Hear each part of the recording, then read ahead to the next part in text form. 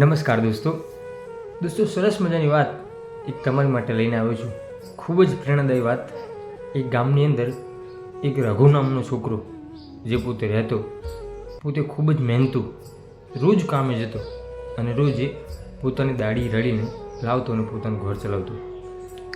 રઘુના મનની અંદર હંમેશા એક જ આશા, મારા જીવનની અંદર કંઈક કરવું છે, મારા જીવનની અંદર એવી કંઈક સિદ્ધિ પ્રાપ્ત કરવી છે જેથી કરીને હું મારું જીવન સારી રીતે જીવી શકું.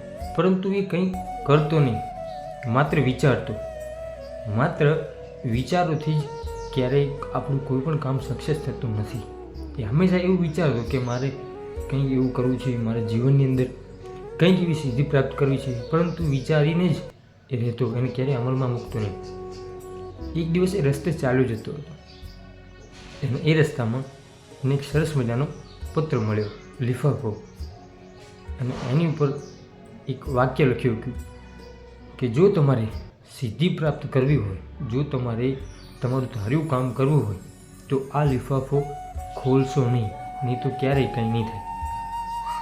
પછી એને વિચાર્યું કે આ જોખમી હશે તો ચાલ લાવ ખોલવાનો વિચાર કર્યો, પણ એને લાગ્યું કે કદાચ આનાથી કંઈક અવળી અસર પડશે, તો એ વિચારીને પાછું એ લિફાફો લઈ અને પોતાના કામે જતો રહ્યો. સાંજે પાછું ફરતી વેળાએ અને યાદ આવ્યું કે પેલો લિફાફો મને જે મળ્યો હતો પત્ર, એનું શું? એને થયું લાવને ખોલું. પછી મન કહે કે ના, નથી ખોલવું, હમણાં થોડી રાહ જો. રાત્રિ ઊંઘ્યો, પણ એને ઊંઘ ના આવે. એને માત્ર ને માત્ર એ સપનું જ દેખાય. એ લિફાફો એને મળ્યો, એને એની અંદર શું હશે? એના મનની અંદર એવી અસમંજસ ચાલતી હતી. બીજા દિવસ સવાર થઈ, એને હિંમત કરી અને એ લિફાફો ખોલ્યો. એ પત્ર ખોલ્યો અને અંદર એક જ વસ્તુ, એક જ વાક્ય લખેલું હતું કે તમે જેને શોધો છો એ તમારી અંદર છે. ત્યારે થોડું હસ્યો અને ત્યારે તેને મન અંદર એને લાગ્યું કે આ શું છે? હું મારી સિદ્ધિ પ્રાપ્ત કરવી છે, મારે મારું અચીવમેન્ટ મેળવવું છે, હું જેને શોધું છું એ મારી અંદર છે, એ શું હશે? થોડી વાર પછી એની મનની અંદર લાઈટ થઈ કે મારી અંદર ડર હતો, મારી અંદર ચિંતા હતી, મારી અંદર વ્યાધિ હતી, એટલા માટે હું કંઈ કરી નથી શકતો. પરંતુ મેં આજે હિંમત કરી અને આ લિફાફો ખોલ્યો. ત્યારે મને સમજાયું કે જીવનની અંદર ક્યારેક કંઈક કરવું હોય તો વિચાર કરવાને બદલે હિંમત કરી અને જો મળેલ પત્ર આપણે ખોલીશું તો જીવનની અંદર ચોક્કસ આપણને સફળતા મળશે.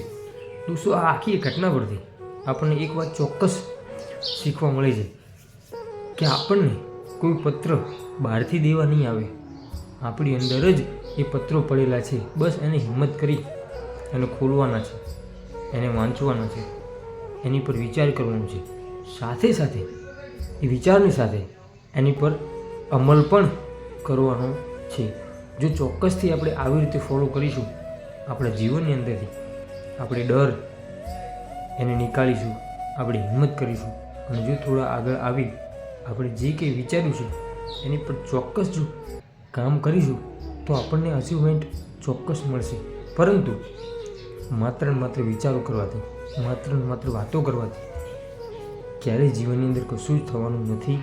આપણે આપણું જીવન આગળ વધારવું હોય તો હિંમત કરી, ધીરજથી જે તે કાર્ય કરવું છે એ કાર્ય ઉપર ચોક્કસથી આપણે વિચારણા કરી અને એના માટે સારું સત્ક્રિયા, સારું સત્કર્મ કરી અને આપણે સિદ્ધિ મેળવીશું તો ચોક્કસ આપણને સફળતા એમાં મળશે. દોસ્તો, આ વિડીયોનો સંદેશ તમને કેવો લાગ્યો કોમેન્ટ બોક્સની અંદર ચોક્કસથી જણાવજો. આવા જ બીજા અવનવા વિડીયો જોવા માટે આપણી યુટ્યુબ ચેનલ હું અને મારી વાતોને સબસ્ક્રાઈબ ચોક્કસથી કરજો. દોસ્તો, ફરી મળીશું એક નવા જ વિડીયો સાથે.